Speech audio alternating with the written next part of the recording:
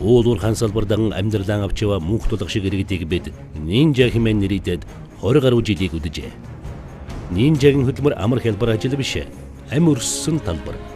Монголчууд бид 3 сая улаач цөөнгүй хэсгэнд нинжа. Тэдний албан ёсны нэр бол бичил уурхай эрхлэгчид. Тэдэнд ийм сонголт хийхэд олон хүчин зүйлс нөлөөлсөн дамжиггүй. Ажил төрөлгөөмжтэй гэл энэс л өөр амьдрал авч явах боломж авах юм чинь. Манай суманд бол ерөөсөө ажлын байр гэдэг хамаалга ер нь одоо нэг 50 жил болсон. Нүүрс нь уурхай байна. Тэгээд жижиг хувийн аж ахуй нэгжүүд байна. Дэлгүүр хоршоо гэсэн. Тэгээс нэг яг тийм актер тийм ажлын байр бол ер нь байхгүй.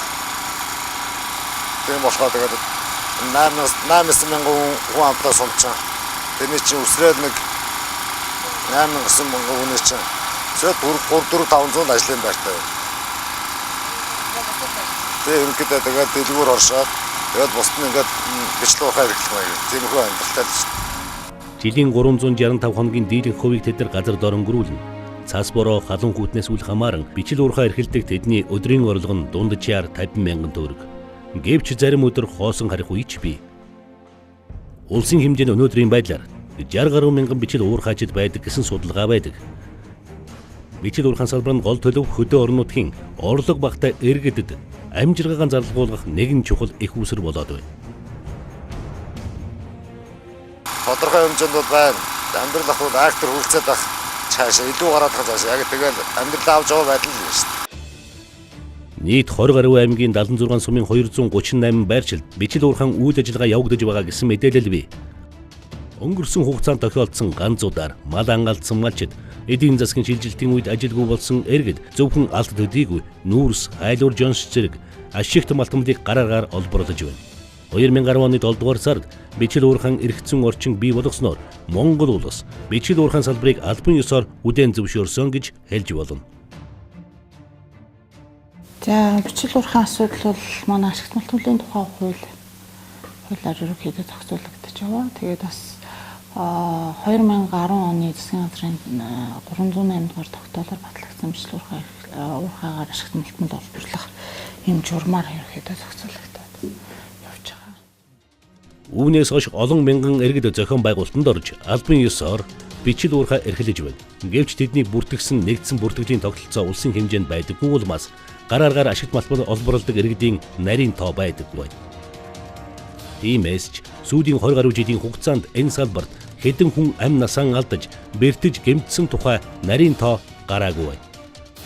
Тэдний угсан нөх 10-аас 30 м гүн байдаг тул үхлийн хөндий гэж нэрлэдэг байна. Ер нь бол бичил уурхайн асуудал үргэлж тавигдсаар ирдэг. Одоо тэр 308 дугаар тогтоолоор батлагдсан журмаар бол журмыг сайжруулах юм шаардлага гарч байгаа л да. Ерөнхийдөө одоо нөхцөл байдал ямар байгаа вэ? Яг тэр журмаар бас бүх юм сайн зохицуулагдаж чадахгүй байгаа.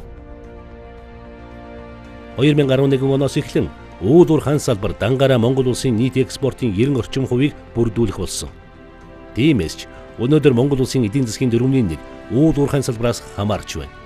Уулуур хан салбар хөгжихийн хэрээр ус гол ширгэж, бохирдох, мал бэлчээрэх газаргүй болох, ой мод сүйдэх зэрэг байгаль орчинд их хэмжээний хохирол учирдаг.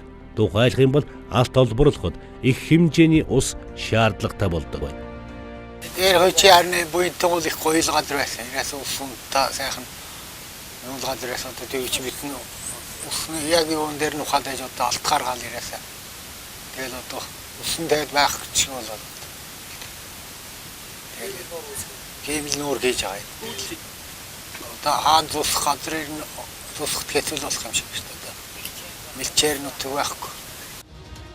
Байгаль орчны асуудал чухал боловч тэдний хөдөлмөрийн аюулгүй байдлыг хөндөхгүй өнгөрч болохгүй юм. Тэдний хувьд үхлийн хөндөгөөс амьд гарч ирэхэн хэлж мэдэхгүй. Гэвч тэдэнд одоогоор өөр сонголт алгаа. Тэд бичил уурхай эрхлэж өөрсдийн амжиргаагаа дээшлүүлээ зогсохгүй. Мөн орон нутгийнхаа хөгжилд тодорхой хөв нэмрийг оруулдаг байна. Тиймээс ч орон нутгийн удирдлагууд зарим хууль ус бичил уурхайг бүтээн зөвшөөрөхөөс өөр аргагүй байдалд хүрдэг байна. Ганц энэ газар гэлтгүй. Гарааргаар алт олборлдог бүхий л нутаг дэвсгэр ийм дүр зэрэг харагддаг гэж хэлж болно.